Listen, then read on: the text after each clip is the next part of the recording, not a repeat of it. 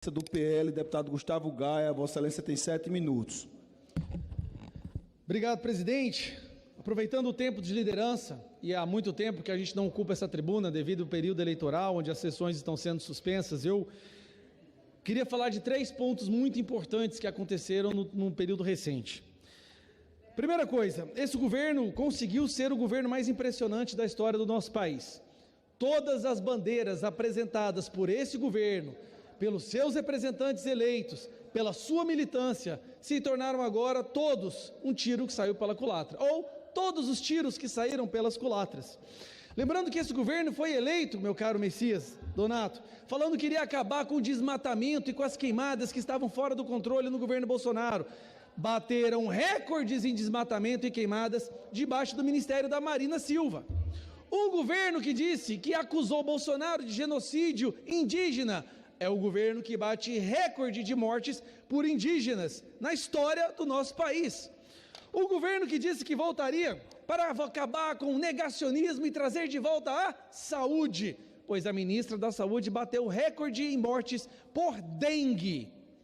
Dengue, eles conseguem bater o recorde de mortes. Imagine o que esse governo seria capaz de fazer, o nível de destruição, se ele estivesse à frente do país no período da pandemia.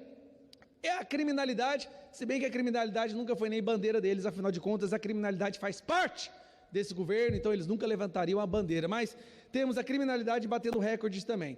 E aí vem o secretário da comunicação, Paulo Pimenta, da comunicação, e a primeira coisa que ele faz é tentar censurar a comunicação no nosso país.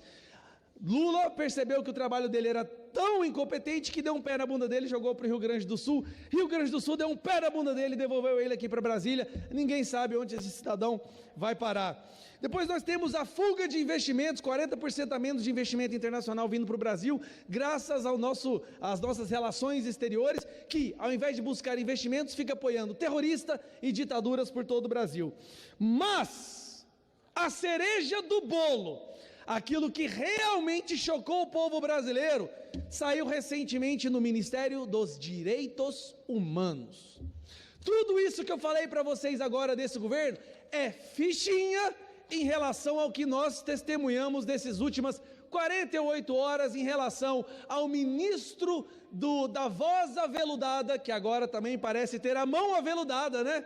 O ministro dos Direitos Humanos, o tão celebrado ministro PhD Ultra Mega Blaster, que entendia tudo sobre racismo estrutural, o ministro dos Direitos Humanos, basicamente tem mais de 14 denúncias de assédio sexual.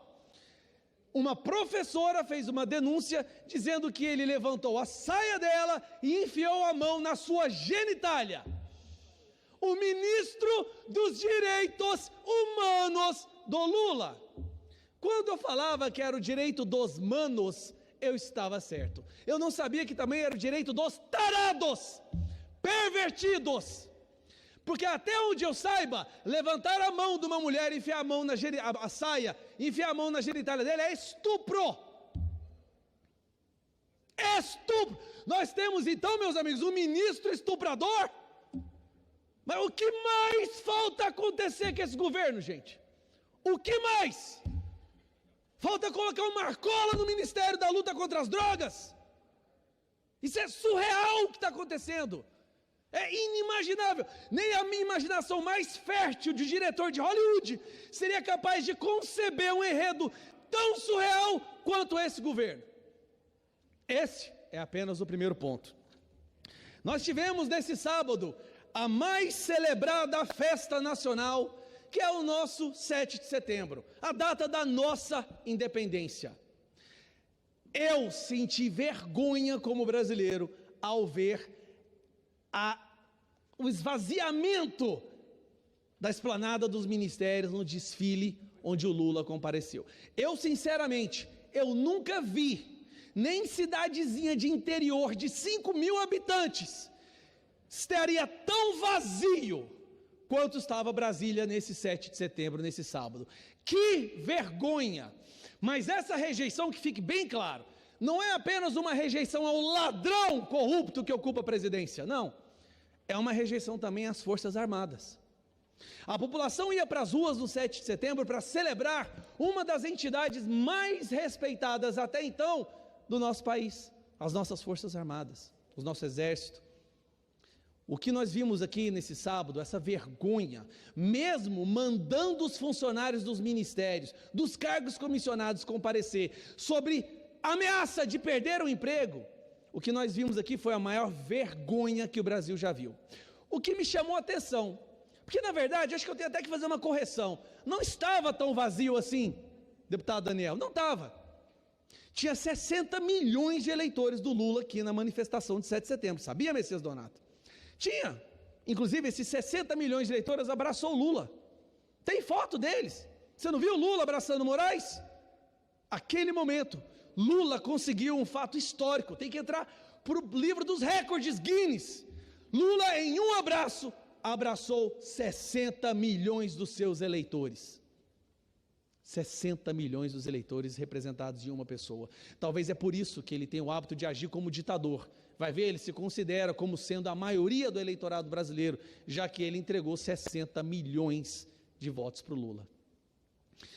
Essa vergonha de ontem só não vai manchar a história do nosso país, porque na verdade no 7 de setembro aconteceu sim um momento democrático, um momento patriótico no nosso país. Um momento onde as ruas ficaram lotadas de verde e amarelo, de pessoas cantando o hino nacional, orando pelo nosso país, para que Deus possa interceder na nossa nação. Só que não foi aqui onde estava o presidente, onde estava o presidente do Senado, onde estavam os ministros do STF, não. Aconteceu lá na Avenida Paulista, às 2 da tarde. Centenas de milhares de pessoas compareceram na Avenida Paulista, no nosso 7 de setembro, na verdadeira luta pela nossa independência, independência que nós vamos ter que resgatar mais uma vez, independência do crime organizado que nós vamos conquistar, independência dessa facção criminosa que se apoderou de Brasília, independência da ditadura da toga, porque nós vamos vencer. Na verdade, na minha opinião, Alexandre de Moraes, o ditador, já perdeu. E as ações que ele tem cometido ao longo dos últimos meses, são ações de uma pessoa desesperada por ver que já perdeu. E hoje nós protocolamos o maior pedido de impeachment de um ministro da Suprema Corte na história do nosso país. 153 deputados federais assinaram. E se você somar todos os eleitores desses 153 deputados, são 18 milhões de pessoas. É como se 18 milhões de pessoas tivessem, através dos seus representantes eleitos, assinado o pedido de impeachment de um ditador, que agora vai para o Senado. E no Senado, graças à mobilização popular, graças a mobilizações de vocês que trabalham para cobrar dos seus senadores, nós já temos 32 pessoas, 32 senadores já estão favoráveis a botar um fim nesse ditador Alexandre de Moraes e de, possivelmente depois, se a justiça der certo, mandar ele para a cadeia.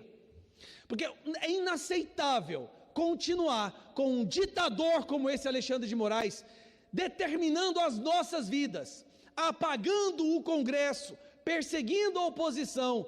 Nossa, descrevendo as suas ações agora, pareceu até que eu estava falando do Maduro. Mas eu acho que o Alexandre de Moraes amadureceu.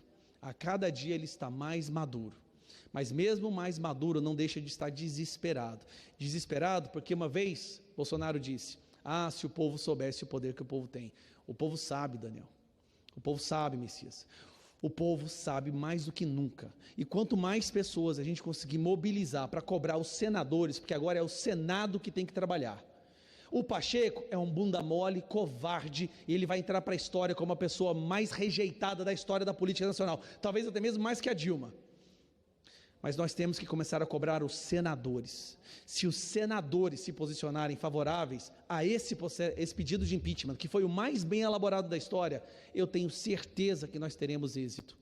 Vamos ocupar as ruas novamente, vamos trabalhar nas nossas redes sociais, pelo menos as que ainda não foram banidas pelo ditador, e vamos trabalhar mais do que nunca. Eu sei que há certos momentos que dá uma desesperança, mas é isso que eles querem que você aceite o não dá nada, não vai adiantar nada ir para as ruas, não vai adiantar nada mobilizar, é só isso que eles querem, mas saiba disso.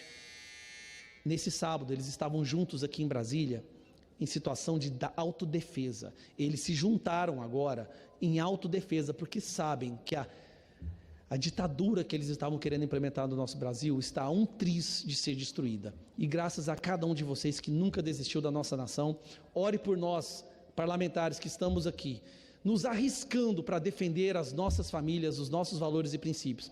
Nós não vamos desistir. O Moraes vai cair. Já, para concluir, presidente, o Moraes vai cair. E saiba de uma coisa, ele sabe disso. Alexandre de Moraes já perdeu. Moraes, você perdeu. Pode me prender, pode prender todos nós que estamos aqui. Você perdeu. A opinião pública hoje sabe que você é um ditador, tanto aqui quanto no mundo inteiro, Moraes. Nós não vamos mais nos curvar à sua histeria ditatorial. Acabou. Sai enquanto é tempo. Obrigado.